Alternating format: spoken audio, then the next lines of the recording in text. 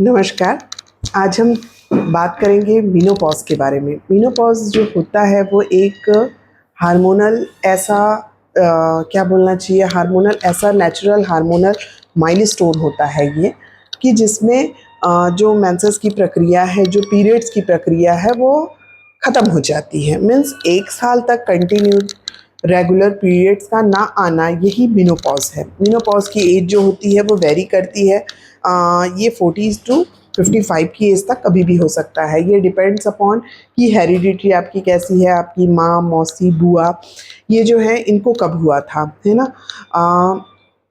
तो इस तरीके से मेनोपॉज़ का जो टाइम है 40 टू 55 के बीच में होता है। अच्छा, जो पेरीमेनोपॉज़ल का जो टाइम होता है वो 8 से लेके 10 साल तक का होता है। तो मेनोपॉज़ आने से 8 से पहले 8 साल या 5 साल जो कुछ-कुछ लक्षण या कुछ-कुछ बदलाव शरीर में होते हैं, उसको भी हम आज इस वीडियो पे चर्चा करेंगे। उसमें भी व्यक्ति को काफ़ी ज़्यादा मतलब दिक्कतों का सामना करना पड़ता है। लक्षण जो कि मेनोपॉज़ में होते हैं उसको मैं बताना चाहूँ। सबसे पहला हॉट फ्लशेस का होना। हॉट फ्लशेस मतलब कभी सर्दी लग रही है, कभी ठंड लग रही है, कभी गर्मी लग रही है। मतलब एक रात में कई बार आप अपने चादर को ओढ़ के सो रहे हैं और कई बार वो चादर को हटा दे रहे हैं, इसे हॉट फ्लशेस बोलते हैं। दूसरा हो गया हेयर लॉस बहुत होता है, और इसके अलावा पिगमेंटेशन होना या मेलास्मा पैची जो पिगमेंटेशन हो जाता है चेहरे में वो होता है। और इसके अलावा एंजाइटी होती है। एंजाइटी मीन्स काफ़ी ज़्यादा परेशान होना, और साथ ही साथ डिप्रेशन का होना। इसमें क्रेविंग होती है, खाने की क्रेविंग होना या पाल्पिटेशंस होना। पाल्पिटेशन मतलब हृदय की धड़कन का या दिल की धड़कन का काफ़ी ज़्यादा बढ़ जाना। तो इस प्रकार के ये जो सिम्पटम होते हैं, ये लक्षण होते हैं, ये पेरीमेनोपॉज़ल सिम्पटम कहलाएंगे या फिर मेनोपॉज़ल सिम्पटम भी हैं ये, है ना? मेनोपॉज़ल के समय में भी ये दिखाई देते हैं और मेनोपॉज़ के समय तो दिखाई देते ही हैं। तो देखिए, मैं बताऊँ ये मेनोपॉज़ होता क्या है? देखिए, एक समय के बाद जो ओवरी होती है वो श्रिंक होनी शुरू हो जाती है, और श्रिंक होने के साथ ही साथ इसमें जो एस्ट्रोजन और प्रोजेस्टेरोन का सिक्रीशन जो होता है ये कम हो जाता है। एस्ट्रोजन और प्रोजेस्टेरोन के सिक्रीशन कम होने के कारण ये हार्मोनल जो ड्रॉप होता है हार्मोन्स, इसकी वजह से हमें ये सारे सिम्पटम्स दिखते हैं। तो इसके लिए हम क्या कर सकते हैं जिससे कि हम इसके लक्षणों से कम ज़्यादा प्रभावित रहें, है ना? इसके लिए हम यहाँ पर आज चर्चा करेंगे। तो देखिए, सबसे पहला तो मैं आपको ये बता दूँ कि जो मेनोपॉज़ होता है इसमें आप यदि आप डाइट का ध्यान दें, योग वगैरह का ध्यान दें, तो मेनोपॉज़ के जितने सिम्पटम्स होते हैं ये आपको परेशान नहीं करेंगे। इसमें अंतर बस इतना आएगा कि मेनोपॉज़ के पास आप बायोलॉजिकल माँ नहीं बन सकते हैं, यही रीज़न है, बायोलॉजिकल माँ नहीं बन सकते हैं। और इसके बाद आपको इसके अलावा और कोई तकलीफ़ का सामना नहीं करना पड़ेगा। तो जैसा कि मैंने बताया कि 1 साल तक यदि आपको रेगुलर पीरियड्स नहीं आ रहे हैं, तो ये मेनोपॉज़ है, ठीक है? मेनोपॉज़ का होना ही ये परिभाषित करता है कि 1 साल तक इनको रेगुलर पीरियड्स नहीं आए हैं, ठीक है? इसके बाद हम बात करेंगे जैसे कि मेनार्क होता है। मेनार्क मीन्स जैसे ही लेडीज़ का जब या लड़कियों का जब टीनेज में मेंसेस स्टार्ट होता है, मेनार्क की स्थिति बोलते हैं उसको, उसका टर्म है मेनार्क। मेनार्क के समय जैसे बॉडी में चेंजेस आते हैं, जैसे शरीर थोड़ा भारी होता है, जो ब्रेस्ट डेवलपमेंट होता है, जो वेस्ट का डेवलपमेंट होता है, सेम वैसे ही मेनोपॉज़ में भी थोड़ा-सा बॉडी में चेंजेस आना शुरू होते हैं। अब ये चेंजेस क्यों आते हैं ये भी मैं आपको बताती हूँ। देखिए, जो ओवरी है वो एस्ट्रोजन और प्रोजेस्टेरोन जो है वो सिक्रीट करती है ना? ये हार्मोन सिक्रीट करती है। साथ ही साथ मैं बताऊँ, जो फैट है, फैट भी कुछ मात्रा में जो हार्मोन है वो सिक्रीट करता है। इसीलिए बॉडी को सपोर्ट देने के लिए मेनोपॉज़ टाइम में थोड़ा-सा फैट एक्युमुलेशन होता है बॉडी में, है ना? तो इसीलिए थोड़ा-सा फैट हमारा बढ़ता है। तो इसके लिए डरना बिल्कुल भी नहीं है।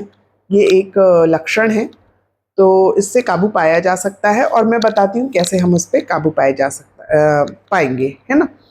देखिए, मैं आपको ये बता दूँ कि यदि एकदम से बॉडी में एस्ट्रोजन और प्रोजेस्टेरोन कम हो जाएँ, तो काफ़ी ज़्यादा दिक्कतों का सामना करना पड़ेगा।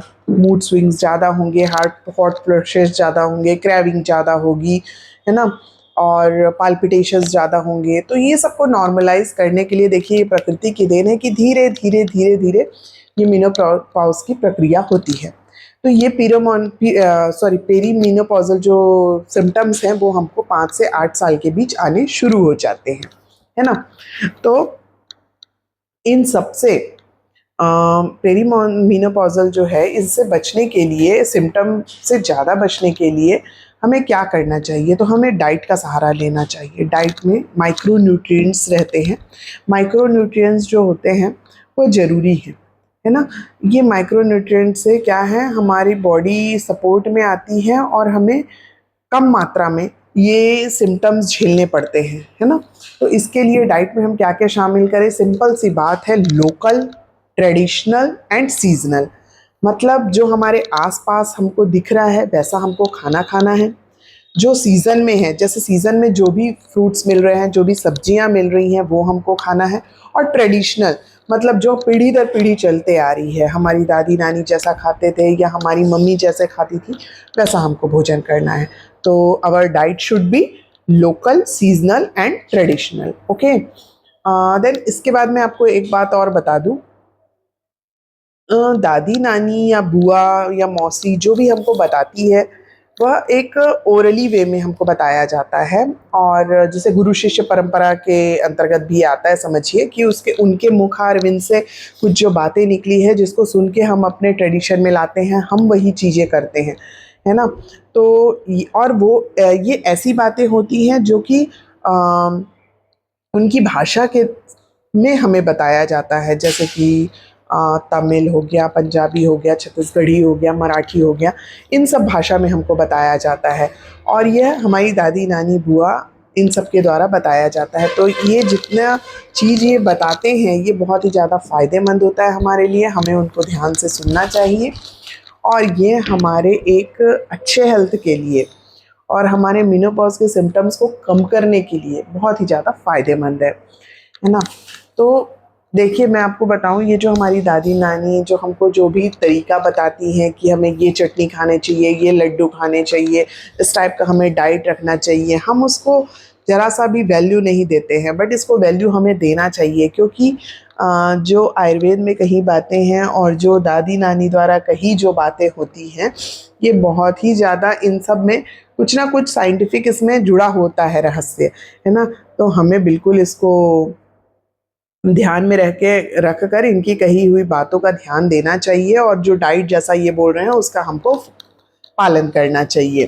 ठीक है, इसी के साथ ही साथ मैं बताऊं कि नानी दादी जो हमको खाने का तरीका बताती हैं, जो हमारे पूर्वज हमको खाने का तरीका बता के गए हैं, उससे खाने में एक विविधता आ जाता है, एक डाइवर्सिटी आ जाती है। हम यदि खुद से खाएं तो हम बोलेंगे कि साबूदाना आज नहीं खाना है, हमको आज तुरई की सब्ज़ी नहीं खाना है, हमको आज उड़द दाल का बड़ा नहीं खाना है ना। लेकिन देखिए, हमारी जो परंपराएं चली आ रही हैं शुरू से अभी तक, और परंपराओं के साथ साथ जो हमारे त्योहार चले आ रहे हैं, उसमें देखिए जैसे गणेश पूजा होता है तो मोदक बनाया जाता है। नारियल और गुड़ का जो स्टफिंग जो है वो चावल के आटे में किया जाता है, मोदक बनाया जाता है। ठीक ऐसे ही इसके बाद जो पितृपक्ष आता है, उसमें मखने की भाजी या कुमड़े की भाजी का सेवन करना, तुरई का सेवन करना, उड़द दाल के बड़े का सेवन करना, है ना, ये सब आम बात है। इसके बाद ये जो है डाइवर्सिटी, फूड की इतनी जो डाइवर्सिटी होती है, इतनी विविधताएं होती हैं, इनको जब हम ग्रहण करते हैं तो बॉडी में माइक्रो न्यूट्रिएंट्स की कमी नहीं होती है ना। और ये माइक्रो न्यूट्रिएंट्स की कमी नहीं होती है तो ये हमारे लिए बहुत फ़ायदेमंद है। ये हमारे बॉडी के नरिशमेंट के लिए बहुत ज़्यादा ज़रूरी हैं, लाभदायक हैं, है ना। तो मैं आपको बताना चाहूँ, ठीक वैसे ही जैसे दशहरा दिवाली आएगा तो सूरनकंद की सब्जी खाई जाती है, कुछ लड्डू खाए जाते हैं, कुछ मिष्ठान ग्रहण किया जाता है। तो ये सारी पॉलीफिनॉल्स हो गए, माइक्रो न्यूट्रिएंट्स हो गए, सारे चीज़ इसमें अवेलेबल रहते हैं जो हमारे हार्मोनल जो ड्रॉप होने वाला है उसको सपोर्ट करते हैं। तो एक स्त्री को एक पर्सन को, एक व्यक्ति को, एक पुरुष को, सभी को मैं कहना चाहूँ कि ये जितनी विविधताएं हैं हमारे देश की, हमारे कल्चर की, इसको ज़रूर फॉलो करना चाहिए। अभी तो हम केवल एक मेनोपॉज की बात कर रहे हैं, मेनोपॉज के अलावा भी मैं आपको बताना चाहूँ कि सारे व्यक्ति हमारे इस ट्रेडिशन का पालन ज़रूर करें, क्योंकि इस विविधता से ही हमको बहुत सारे जो इफ़ेक्ट हैं बॉडी को अच्छे अच्छे, जैसे पॉलीफिनॉल्स का मिलना, माइक्रोन्यूट्रिएंट्स का मिलना, ये सब होता है जिससे हमारी बॉडी नरिश होती है। ठीक है। इन सब के अलावा अब मैं बात करना चाहूँ कि डाइट को कभी भी पेरीमेनोपॉजल टाइम में या फिर मेनोपॉजल जो स्थिति चलती रहती है उस समय डाइट को कभी भी कार्बोहाइड्रेट, प्रोटीन और फैट इस दृष्टिकोण से नहीं देखें, है ना। आप बस क्रेविंग यदि हो रही है और वो चीज़ यदि ट्रेडिशन में है तो बिल्कुल आप उसका सेवन करें, बस आप उसमें पोर्शन कंट्रोल बस कर सकते हैं, ये आपके हाथ में है ना। इन सब के अलावा मैं एक और चीज़ बताना चाहूँ, एक्सरसाइज। एक्सरसाइज बहुत इम्पॉर्टेंट रोल प्ले करता है मेनोपॉज के समय में। अब हम बात करेंगे एक्सरसाइज के लिए, है ना। तो पेरीमेनोपॉजल जो सिम्टम है या मेनोपॉजल जो सिम्टम है उसे कम करने के लिए ज़रूरी है कि कुछ हम एक्सरसाइज या योग का सहारा लें। सिंपल सूक्ष्म व्यायाम से लेकर अनुलोम विलोम प्राणायाम हमको ज़रूर करना चाहिए। साथ ही साथ हमें ऐसे एक्सरसाइज का अभ्यास करना चाहिए डेली जो सस्टेनेबल हो, जो फ्लेक्सिबिलिटी दे, जो हमारे स्ट्रेंथ दे हमें, जो हमें स्टेमिना दे और जो हमारी फ्लेक्सिबिलिटी को बढ़ाए, है ना। तो इस प्रकार से हमें कुछ ऐसे एक्सरसाइज का चयन करना चाहिए, है ना। इन सब के अलावा रेस्ट ऑफ द ये ऑल चीज़ मैं आपको एक बात बताती हूँ कि हमें रेस्ट और रिकवरी पे भी बहुत हद तक ध्यान देना चाहिए। रेस्ट और रिकवरी का मतलब क्या है, जो कि आपको मेंटल वेलबींग को बहुत प्रभावशाली होगा आपके मेंटल वेलबींग के लिए, है ना। तो रेस्ट और रिकवरी का मतलब क्या है, बॉडी को थोड़ा रेस्ट दे, थोड़ा रिकवरी होने का टाइम दे। रेस्ट, दोपहर के समय आप थोड़ा नैप ले सकती हैं, 20 मिनट्स अराउंड का आप नैप ले सकते हैं। सेम वैसे ही रात में आप जो सोने का जो टाइम है, रात को 10 बजे के बाद से लेके सुबह 6 बजे तक सो सकती हैं, है ना। तो बॉडी को रेस्ट और रिकवरी का टाइम ज़रूर दें, ठीक है। तो ये हो गई एक्सरसाइज की बात, डाइट की बात। अब हम आते हैं सुपर फूड से के बारे में बात करने के लिए, जो हमारे आयुर्वेद में स्पेशली वर्णित है सुपर फूड, जैसे कि शतावरी। शतावरी चूर्ण जो है यह हार्मोनल जो भी फ्लक्चुएट हो रहा है इस समय, हार्मोनल फ्लक्चुएशन जो हो रहा है इसमें हमें बहुत सहायता करता है। तो शतावरी का चूर्ण हम डेली दूध के साथ ले सकते हैं रात में। उसके अलावा हम अश्वगंधा के चूर्ण का उपयोग कर सकते हैं, ये भी अगेन दूध के साथ या पानी के साथ आप ले सकते हैं। जो अश्वगंधा का चूर्ण है ये बॉडी में इम्यूनिटी को बूस्ट करता है, ये बोन हेल्थ को, मसल हेल्थ को, गट हेल्थ को इम्प्रूव करता है। तो एक बार में यदि उसको बोलना जाए तो ये जनरल वाइटलिटी को बढ़ाता है। तो अश्वगंधा का चूर्ण, शतावरी चूर्ण, ये ज़रूर सेवन करना चाहिए। इन सब के अलावा मैं आपको बताऊं, सबसे बढ़िया चीज़ जो इस टाइम में आपको सेवन करना चाहिए वो है काले तिल का। काले तिल में देखिए कैल्शियम भी रहता है भरपूर मात्रा में और फैट भी रहता है।